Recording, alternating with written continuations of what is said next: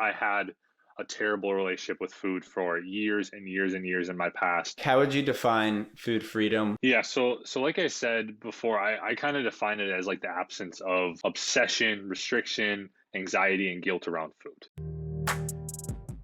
You're listening to the Lifestyle Nutrition Podcast. I'm your host, Nick Dwyer. And I'm Alex Wojciechowski. We cut through the BS in the health and fitness industry and give you the strategies you need to make real progress when it comes to your health, your body, and fitting all this stuff into your lifestyle.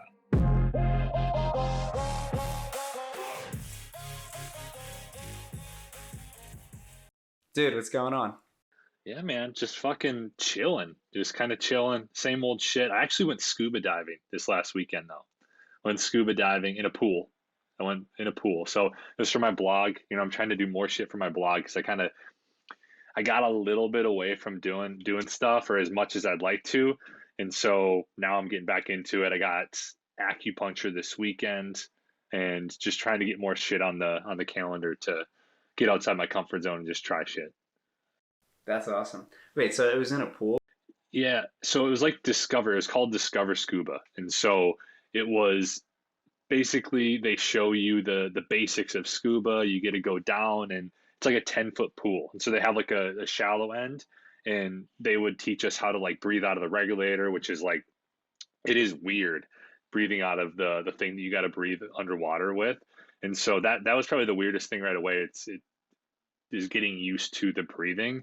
But then once we got down there and the teacher of the class kind of just allowed us to get down underwater and then we could just fucking scuba dive underwater for like fucking 20 minutes, just doing whatever we wanted to do. It was awesome, man. That's awesome. So is it kind of like if you've never done it before, you go there and then almost like a practice? Yeah, it's like, hey, do you like this kind of thing? Because I was like, I've always thought scuba diving looks cool, and somebody had told me it's really relaxing. And so I was like, I'm gonna fucking try this shit out. It was like $65 to do this class and well worth it. But it's kind of almost like the building class of like, do you want to get certified? Because to get certified for scuba diving, the guy told me it was like 4 classes. And so then you could go around, you could dive in lakes, oceans, stuff like that. And so I might actually get certified. That's right. I forgot you need to get certified for it. Yeah. But what's new with you, man? Editing a lot of videos, as I was just telling you. I've been super into it. Yeah, just like all different stuff with it. Doing different like transitions and taking this. It's called 14-day filmmaker. So they just teach you the basics of like taking videos, making sure your settings are right, making them look good, and then I think there's an editing part towards the end, but yeah, I'm just like super into it, and I've been editing away the past, I don't know. Once I started editing the podcast, the first video one last week, I was like, oh, this is really cool. That's awesome, man. No, I love that you're into that. You think that's like a potential career path you could take? Yeah, I think so. Definitely with the editing right now, just because if I have someone's videos or they send me their videos, I can just do it right there. Like I don't have to learn all of the stuff for the camera, because I'm starting to realize that that's like a big part of it too, is like if you have a lot of shitty looking footage, it's hard to, or no, you can salvage it sometimes, but there's definitely like 2 parts to it. So I think getting into the video editing and having that be like the main thing would be cool to get started with, and then see where it goes from there. I love it, dude. Yeah, and that's my thing that I do not like doing, editing. But I did figure out the Captions app. Do you know Captions? Yeah. That app? Yeah, somebody showed me that, and it saved me like 45 minutes for my editing. Oh, wait, do I know it? I It's use like a purple. CapCut. Okay, yeah, I've used CapCut, but then somebody told me about Captions. It's like I had to pay for the year, but it saves me like 45 minutes a week because you literally just put it in there and then it cuts out like blank spots. It does a bunch of shit for you. And then it just automatically puts captions. You can kind of edit the captions a little bit. They look cool. And oh my gosh, it has saved me so much time. I know my videos probably don't look like amazing, but they're just like, I'm like, get me the fuck away from this. Like, just let me do other shit. Yeah, well, I mean, if it's saving you that much time, like there's definitely there's a point where it's like if what you're saying in the video is like really high quality and like you're doing well with all that, like sometimes like a shitty quality video or like just a decent quality video could pop off. Like, Oh so yeah. there's definitely two ends to it. And if you're saving an hour ish a week, then that's dope. Oh yeah, for sure, dude.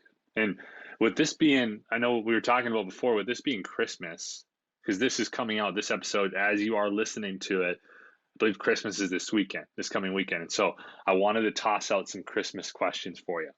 So first off, Nick, what is your favorite Christmas tradition? I'm going to have to say white elephant. Do you know what that is? Oh yeah, oh yeah, the gift exchange. Yeah, yeah. So I've always done it with my family. We do like all me and all my cousins do a Pollyanna. So it's you just pick a name out and then you get them a gift. But all of like the adults and like all the adults do the white elephant. So that's fun. But then 3-4 years ago, me and my friends started doing it, and that was where I was like, all right, this is awesome. This needs to be a thing. I love it. Do you do like the kind of gag gifts, or are they actually legit gifts? Are you doing funny stuff? I'd say it's a mix for most of them. Like I usually try to get something that's hilarious and then also something that's like useful. So it's like the one year I got a goldfish. And that was it. It was just a goldfish and it died and like A live one? or no, it was a beta fish. What is that? I don't know how to explain it. They're usually like red or like blue. They're supposed to live really long, but I think it only lasted like 3 months or something like that. Oh, So well, at least you didn't like just put it in there and wrap it like a week before, and then just you allowed him to. He was the one that killed it, huh? yeah, well, I was hoping he'd stay alive so I could put him back in the next year. But yeah, that didn't work. Didn't work out. But what about you? What's your favorite Yeah. tradition? 1 second. Let me get something. Now that we're on video, let me get something. Yeah, that's another thing. We are on video now, hopefully. I know last episode, that was the plan. So with the Christmas tradition, I thought it'd be good to have my hat on. So There my we go. my biggest Christmas tradition. So I'd probably say I do like the white elephant gift exchange. We have off and on done that at different gatherings, like my mom's side, my dad's side, like sometimes have done those in the past, and that's fun. We're doing that this year as well. But I'd say like the biggest tradition that we have is just my immediate family. We have like a New Year's or not New Year's, a Christmas Eve just get together. We do like appetizers. We do that night we open each other's gifts, and that's just kind of our tradition. Probably watch a movie generally. And so that's probably my biggest Christmas tradition is just like our little Christmas Eve get together with my immediate family. Okay. Yeah, that's awesome. You know everyone's going to be there pretty much every Yeah. year. Nothing crazy. Sometimes we have like some of my cousins and aunts and uncles might come for like the appetizers, and my grandma and grandpa, and we'll just get a nice spread of appetizers and just chow down. But it's good, man. I love the Christmas time. It's good stuff. And are you a good gift giver? Are you like somebody, do you take pride in your gift giving abilities? I'd say for the most part, I'm a shitty gift giver. Um, just because, like, or I wouldn't say I'm shitty at, like, I usually end up getting something for someone that's like, it's a good gift or it's at least useful. Yeah. But when I'm trying to, like, think of a gift for someone and I don't have an idea what they want, I'm so bad. I just, like, check out and I'm like, all right, gift card. Do you have everything? Because we're just for context, like we record these a little bit in advance. And so like at this point in time, Nick, do you have your gifts taken care of, or are you a last second guy? I have one gift bought Okay. so far. Okay. So you got a little bit of work to do still. Yeah, one gift bought and one that I know. Yeah, we got what? Three and a half ish weeks? 3 weeks? Two. No, 2.5 weeks. Two and Ooh, a half. fuck. Less than 3 weeks left. Yeah, it's coming up. That's what I was saying. You're flirting a little bit with just the end of the line here. Not that the gifts are going to be gone, and you can get them delivered pretty quickly. Or if are you like Amazon? You online? Like you missed out on the Cyber Monday. That's when I did. I literally got like all my gifts done in like fucking an hour. Just went through. I had ideas of what I wanted for certain people. I don't have to buy for a ton of people. I don't know about you. Yeah. No, not a ton. I should probably start doing that now. Actually, at least start writing down stuff, and get an idea. What you want to get. Yeah. I love it, dude. I take pride. I take pride in my gift giving abilities. I would say I love to try to get people like really good stuff. I'm not getting like crazy shit, but I love trying to like figure out like a really cool gift. That's kind of something I really like doing. Like you're good at figuring out like what that person would want, or just finding something that's just cool in general that you'd assume. Something they like. Yeah. Like kind of like figuring out like an angle, like, oh, they love this. Like, let's find like a cool thing. Or like sometimes a funny thing that is cool too, or that's what I kind of did this year for like my brother and his wife is there's a mixture of like really good, stuff that they will really enjoy. And then like a mixture of stuff that they'll be able to enjoy and utilize, but it's kind of funny. Do you want to say what it is? No. Just kidding. I don't know if they listen to this. I don't know if they listen to this. I don't want to spoil it because it'll be like 3 or 4. I'll talk about it on the next one, the next podcast. But last one though. Favorite Christmas movie. What's your favorite Christmas movie?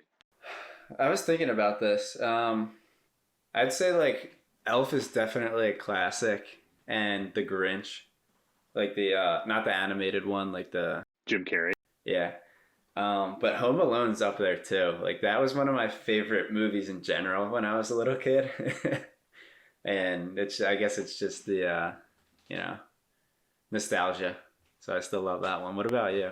I forget about that. I forget about Home Alone. That's a classic. Mine is Elf, I would say. I think it's hilarious. Will Ferrell in his prime. And it's just a classic. It's just a classic. You got it. But then there's so many good, like Four Christmases with Vince Vaughn. I think that's an underrated one.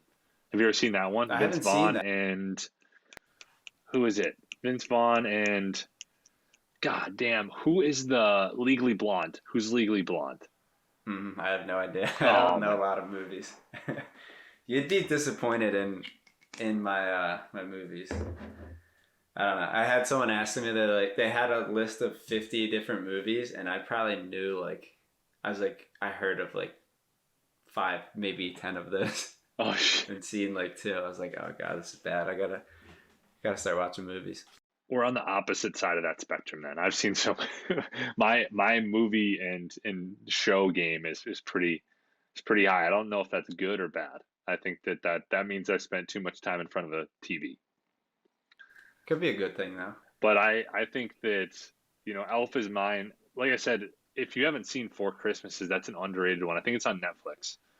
Yeah, I saw it when I was looking for movies a couple of days ago. I was looking and I saw it. I was like, oh, that might be funny. Yeah, it's good. It's funny. And then another one, classic, National Lampoon's Christmas Vacation. Just watched that a couple of days ago. That was awesome. That one's hilarious. So good. Yeah. My neighbor actually, so across the street, he puts up like a ton of shit.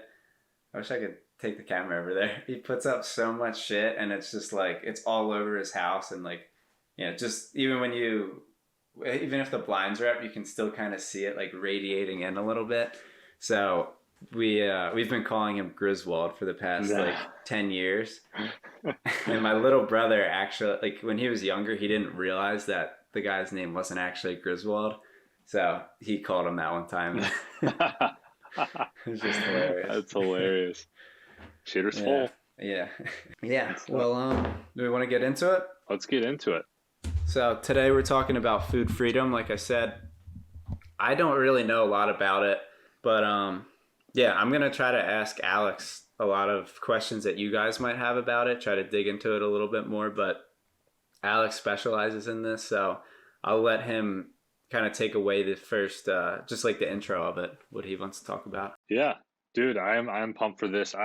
Like Nick said, I deal with this pretty heavily. First off, I had a terrible relationship with food for years and years and years in my past, and I just understand. For me, it was like an obsession, and kind of what I like to label. I kind of interchangeably use healthy relationship with food, food freedom. I kind of think of those as similar similar things, right? Like we're not obsessing over food. We have the obsession or the absence of like obsession, restriction, anxiety, guilt around food, and that's kind of the big thing that we want to get to, and it is something that a lot of people struggle with, especially just from dieting, the dieting culture, the health and fitness industry, just constantly preaching less calories, more exercise, less calories, more exercise. It's really easy for people to get into a unhealthy relationship with food and to just get into a tough spot where it affects a lot more than just their ability to lose weight, to gain muscle, to do whatever they want to do for their health, for their fitness. And so I'm excited to talk about this one today. Yeah, yeah, it should be a good one. Like you said, it does hold people back in what they're trying to do, and that's what I've realized a lot more of now. Like just being in the fitness and nutrition industry, hearing a lot more about it. Like I never even would have thought like there's a thing called food freedom or like a relationship with food when I was younger. And like I said in one of the previous episodes, I feel like I had something like that when I was younger, and it definitely held me back. So I think it's something that a lot of people again they don't really realize they have, and that can be one of the first steps to getting the results you're looking to get. Yeah, absolutely. And it's just it causes extra stress, right? It's extra stress, it's extra anxiety. And as we've talked about in some previous episodes, when you have a ton of stress, I mean, adding the fact that you're obsessed over food, you have, food anxiety, you're restricting yourself, all of these things on top of all the other stressors that we have in our lives, it's going to be very difficult for people to see the results they want with their health and their body. Yeah, absolutely.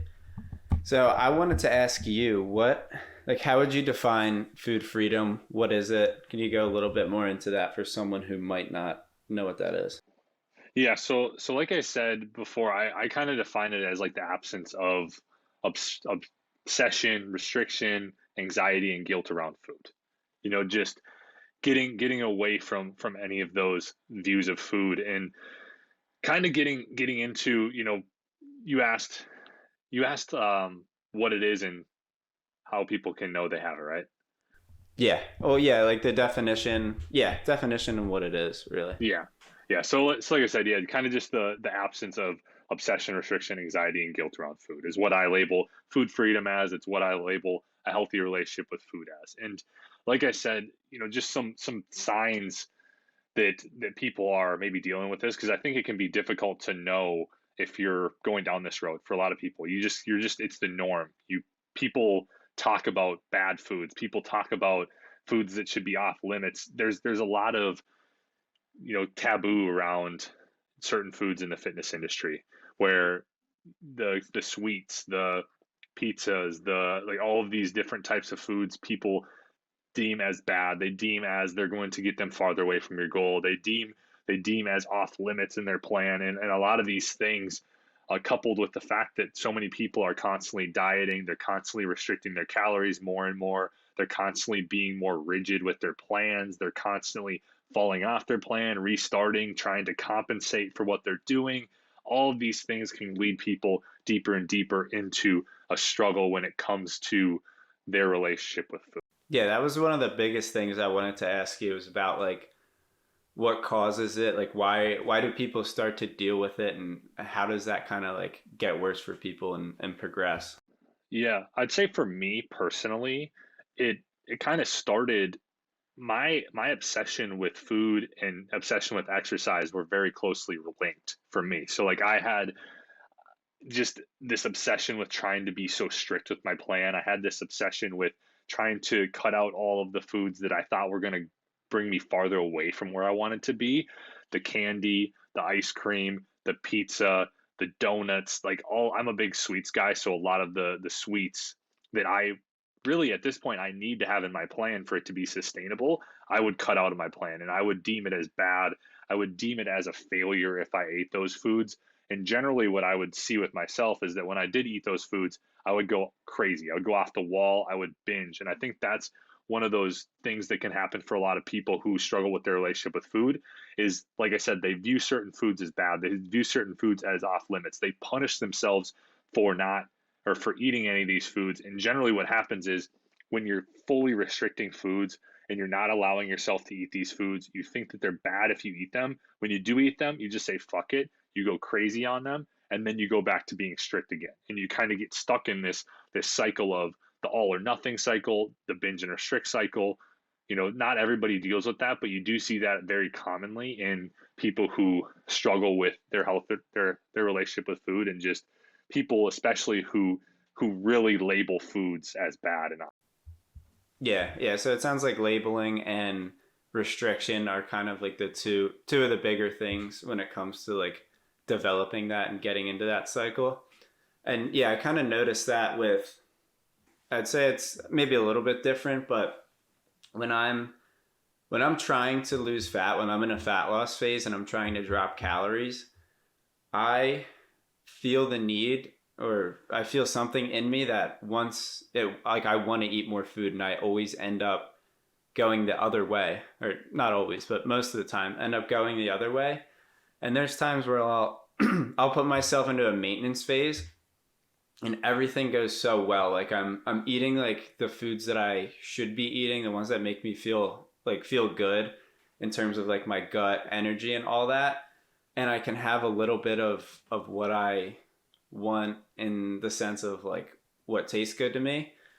And yeah, I just feel it's easier when I don't put that on me that I need to, like, be in a deficit. It's weird. It's interesting though.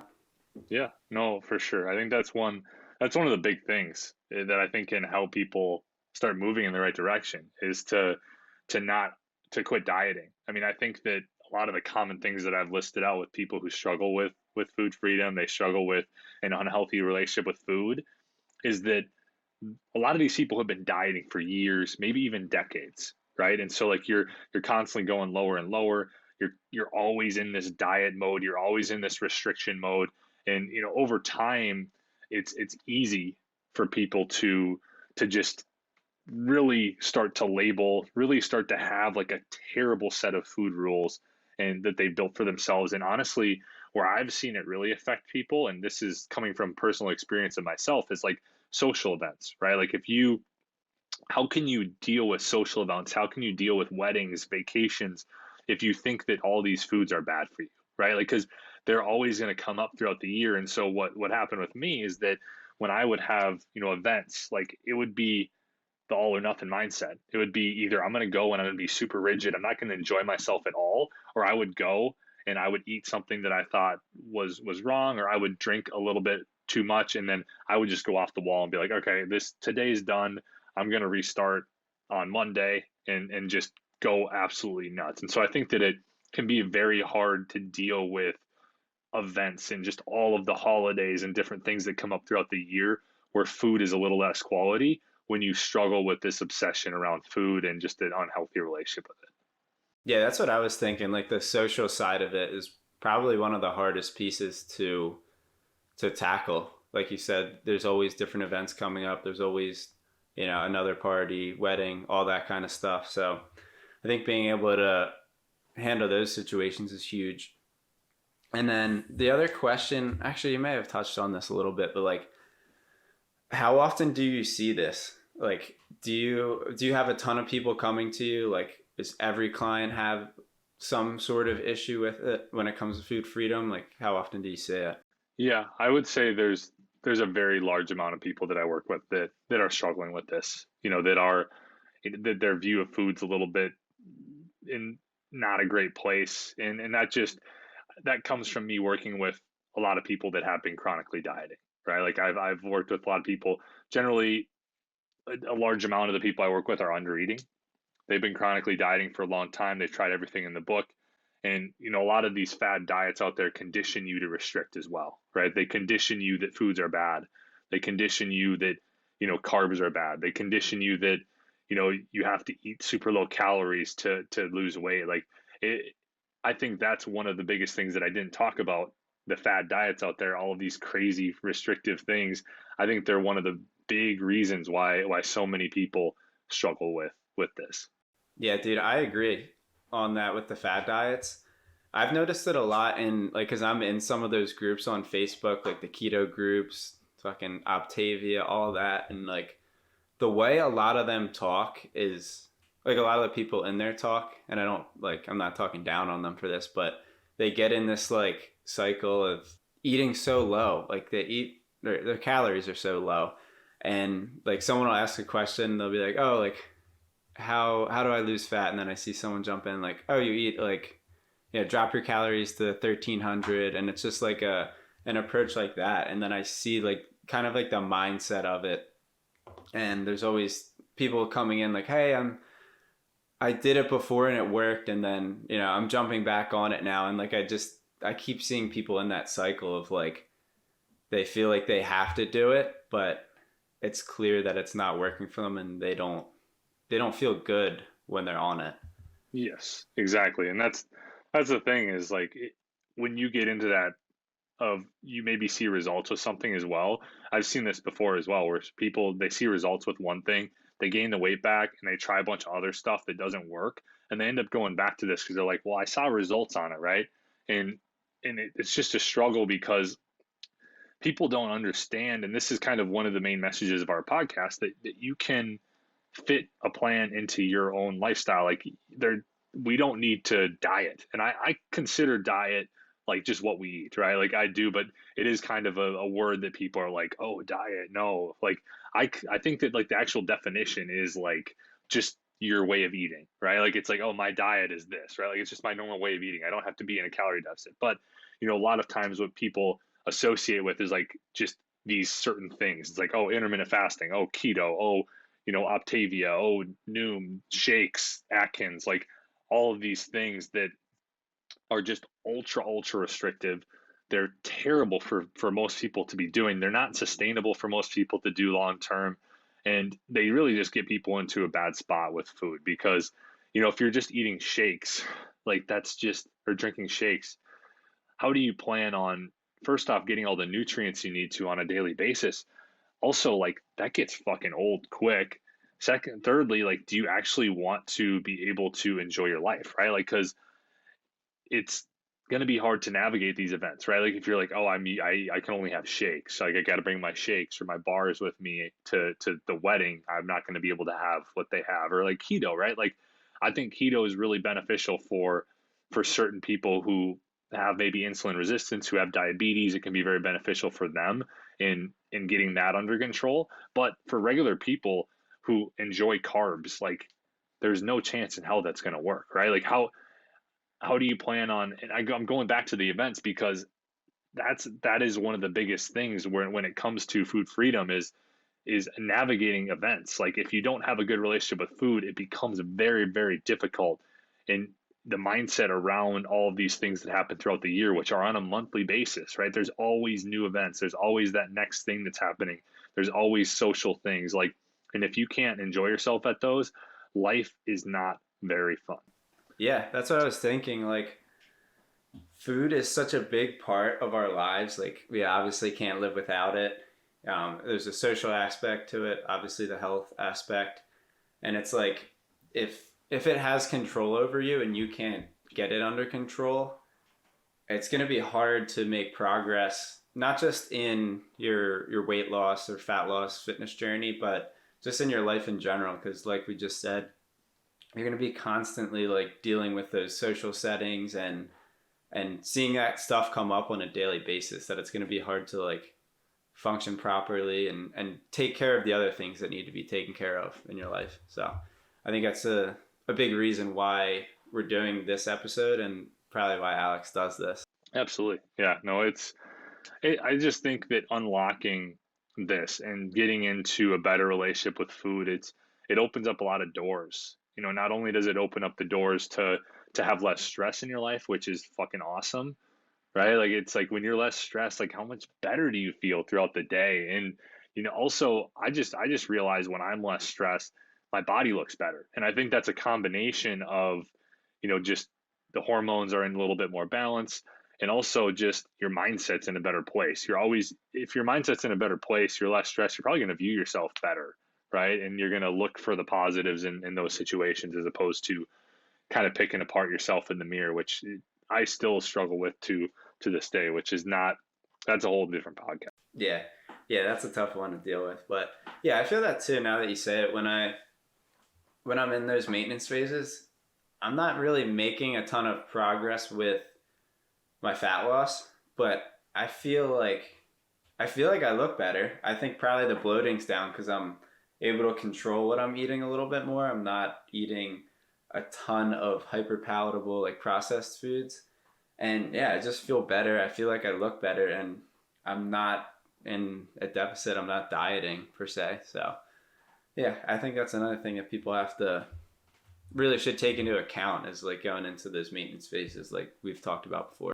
Yes. No, I 100% agree. And I think that's one of the biggest first steps to getting just into a healthy relationship with food is to stop fucking dieting for a little bit. Like take a step away, try to get back to maintenance and just focus on healing your relationship with food because if you're trying to heal your relationship with food when you're in a calorie deficit, you're gonna have a very difficult time doing it. Like allow yourself to eat more food, allow yourself to get into a better relationship, and I guarantee you, once you do that as well, and we'll talk about some other ways you can start to heal your relationship with food, get more food freedom in your life. But I think that is one of the big first steps in getting to where you want to be and also just seeing the results you want. Because I know a lot of people who struggle with this. You don't see a lot of people who are trying to build muscle that struggle with this as much, but it's more people who are trying to lose fat, lose weight that are struggling. And once you do get into a better relationship with food, you'd be surprised at how much better results you see because you got less stress and life is a lot easier to navigate. You're not taking one, you know, a step forward and then two steps back because you go absolutely nuts and you just feel so guilty and shameful for eating certain things. It makes life a lot easier. Yeah, so that's the first step. Where would you go from there? Yeah. So I think that is definitely step one. Let's go back to maintenance. Let's get away from dieting. Like so many people who struggle with this, they've been dieting for decades, right? Like so long, have not seen results. Get back to maintenance. Let's start working on this. Number two is let's go ahead and take a look at the food rules you've built for yourself. I think that this is something that maybe people don't even know, right? Like how do you view certain foods? Like how do you view certain foods as off limits, bad, good? You know, if we can start to just put everything out on paper, how we view certain foods, and we can start to shift. So once we've done that and we figure out, okay, oh, I view ice cream as bad. I view all sweets as bad. I view, you know, certain foods as off limits. I'm restricting these foods from my plan. You can kind of figure out a lot of times what you see is like certain foods are bad, certain foods are good, certain foods are off limits. You know, people think that certain foods are going to store fat.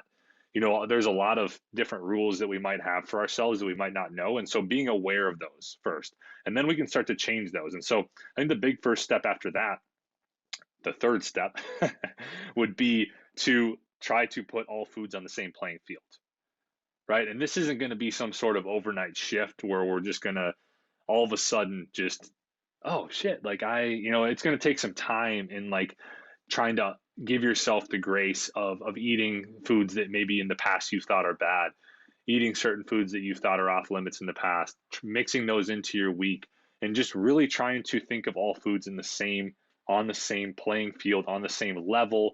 Everything is good, or everything like is food. You know, like it's like everything. It doesn't. They don't have to. We don't have to label certain foods. Like everything can be on the same playing field.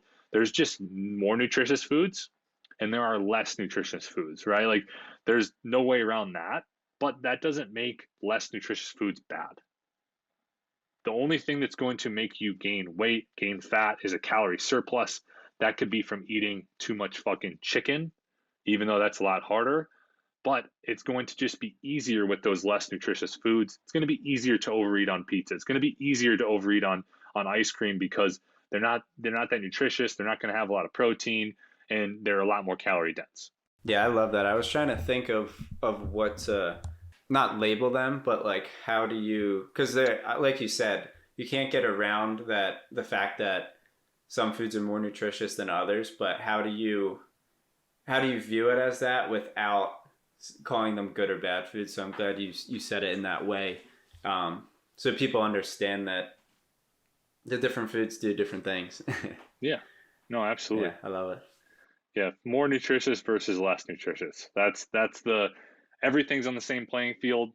Clearly, we're going to know which are more nutritious, which are less nutritious. I think one thing I like to have people focus on that can kind of build off of some of those first steps I've talked about there are just to really focus on what I call the 80-20 rule, which I call it the 80-20 rule, but I try to say it's like eating 75 to 80% nutritious whole foods, which are like your veggies, your fruit, your protein sources, your dairy, stuff like that, and 20 to 25% of your food throughout the week coming from less nutritious foods or more of your fun foods. This is where it could be your ice cream, your candy, your pizza, that kind of stuff that is going to be things that a lot of people have think and still think are bad. But the thing about that is like when you can have that good balance, it allows you to, first off, your plan's a lot more sustainable, right?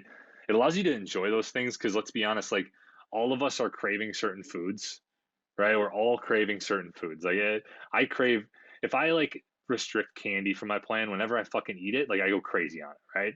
And so I know I learned this from Jared Hamilton, who I'm sure we've talked about plenty of times on this podcast.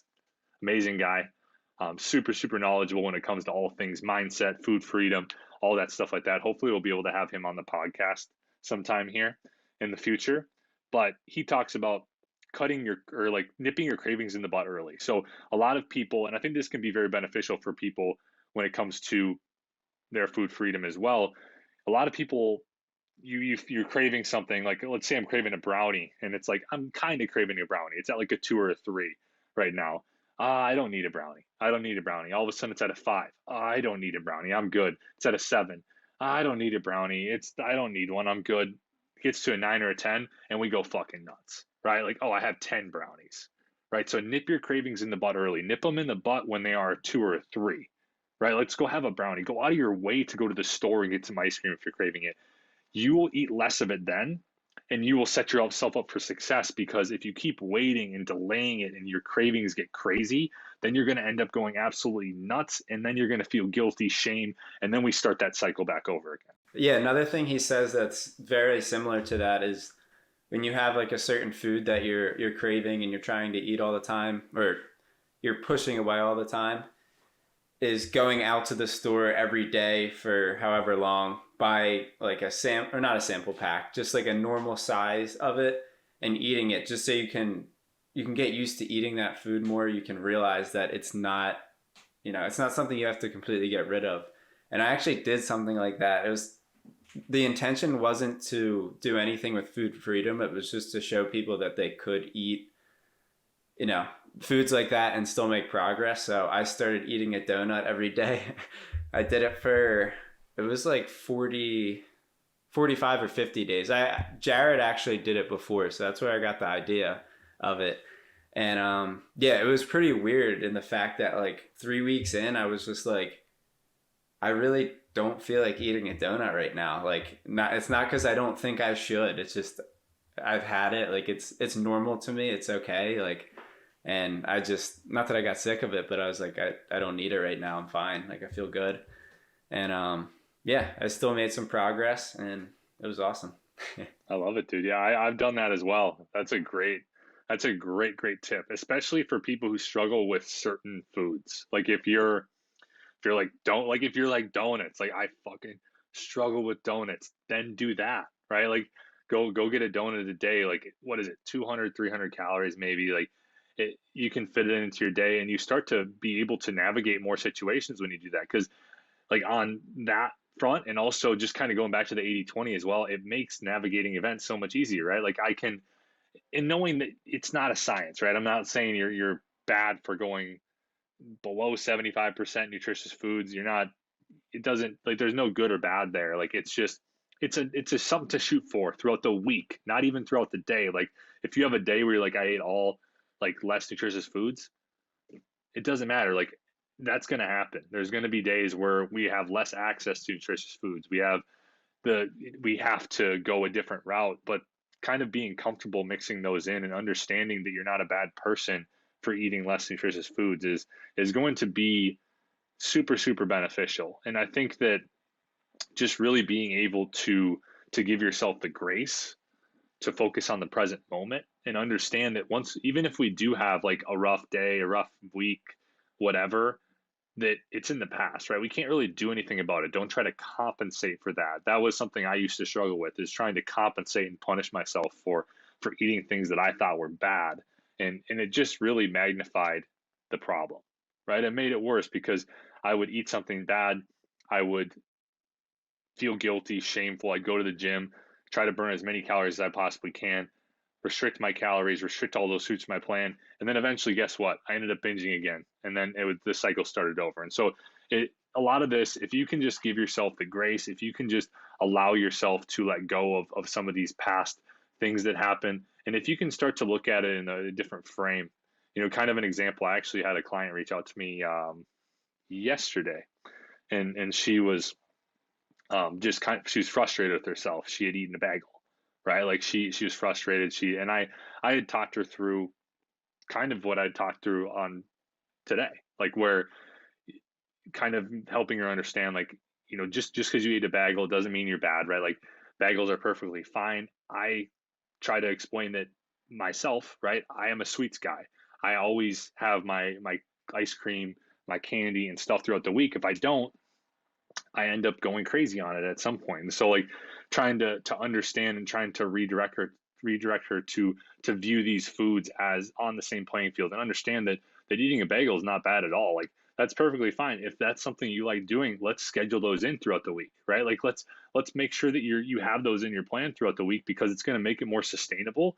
And guess what? Like the 300 calories from the bagel, it's not going to go like crazy against your calorie goal, right? Like just like if you have a calorie goal of say like 2,000 a day, right? Like, and you eat a bagel that's 300 calories, like if you can kind of focus on the goal, right? Like as far as, and understand that the quality of food isn't always going to be great, but if we can just kind of stick around where we want to be, depending on what our goal is at that time, we're going to be a good spot. So kind of going in a tangent here, sometimes my mind just wanders, but but I redirected her on like food rules. Let's start to focus on getting everything on the same playing field, understanding there's no good or bad foods and there's nothing that's off limits, and trying to get her to start scheduling these foods into her week, because that's something that's really worked for me, is just understanding the foods that I need to have in my plan, and that when I restrict I go crazy on, and I make sure that I have those in either on a daily basis or on a weekly basis.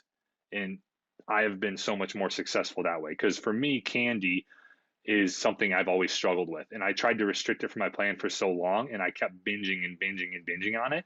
Once I allowed myself to have candy literally every day, guess what? No problem. I don't go crazy on it. Sometimes I eat more of it because I just fucking love it. But hey, I don't struggle with it anymore. Yeah, that's something I need to look at more too, because I feel like if I really thought about it, there's probably some foods that are still like a trigger for me that I don't realize that when I do get a hold of them, I just go absolutely ham. So I might have to implement that 30 to 40 day span again of just having it every day and have it scheduled in there. Oh yeah, dude. No, that's a good thing to look into. I mean, I feel like you could probably figure it out pretty quickly just throughout the week if you just like were aware and just like, okay, eventually throughout maybe at least a 2 week window, you'll find something that's like, oh shit, I'm always craving this. Let's have this in my fucking plan. Yeah, I think if I'm trying to be aware of it and even just writing stuff down, like when it comes to my mind, like then I can look through and be like, how many times did I think about eating a bagel or whatever it is that I wanted to eat? So yeah. But is there anything else you wanted to add? Because I don't think I have any other questions, and we're getting around 45 minutes. Yeah, I'll add just two more things. So I think we've talked about a lot.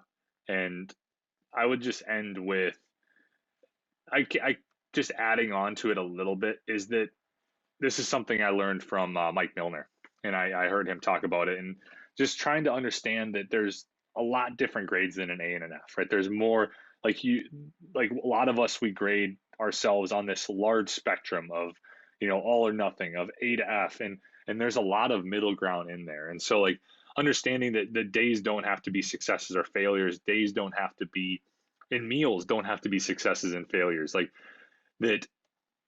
First off, there can be C's 70%, right? Like that's pretty fucking sick, right? Like and just understanding there's so much more in between there. And if we can get away from extremes and get away from these large differences in success and failure, we're going to be a lot more successful when it comes to food freedom. A second thing is trying to look over the course of the week when we talk about all this stuff, because like I said, if you're looking over the course of days, sometimes days like there's going to be less quality food around. You're going to be at events. You're going to have vacations, things like this. And if you're constantly just like living and dying by the day, you're going to set yourself up for failure. So if you can look at the course of the week, look at your calories over the course of the week, look at your food quality over the course of the week, you're going to set yourself up for a lot more success. And the last thing I would say is let's try to focus on the positives, right? A lot of times we can hyper focus into the negatives in any situation, and it just does not lead to any success. So if you can start trying to train your brain to pick the positives in a situation, and I guarantee you there are a lot of fucking positives going on in your day